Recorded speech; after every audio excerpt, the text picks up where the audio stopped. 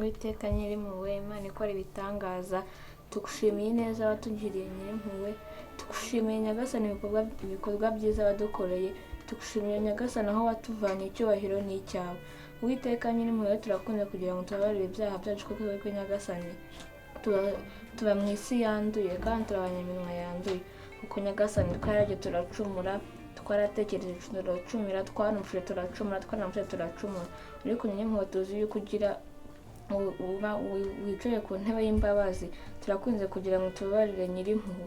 Uwiteka nyirimpuhwe, rero ndakwinginze kugira ngo umfashe mu myigire yanjye, ndabikweretse nyirimpuhwe, kandi ndakwinginze kugira ngo Gihozo na Vincent Nyagasani bazabane nyirimpuhwe, ndakwinginze kugira ngo bazambere papa na mama nyirimpuhwe, kugira ngo data aho papa na mama batabaye bazahambere.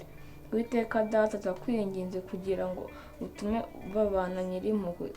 Nyagasani turakwinginze kupfukamira aka kanya, turakwinginze kugira ngo utume urukundo rwabo rukura. Ndakwinginze nyirimpuhwe kugira ngo nzabone nyirimpuhwe babana, ubwo nzabona babana nzagushima nyirimpuhwe. Sinzi twizeye ko bibaye mu izina rya Yesu Kristo.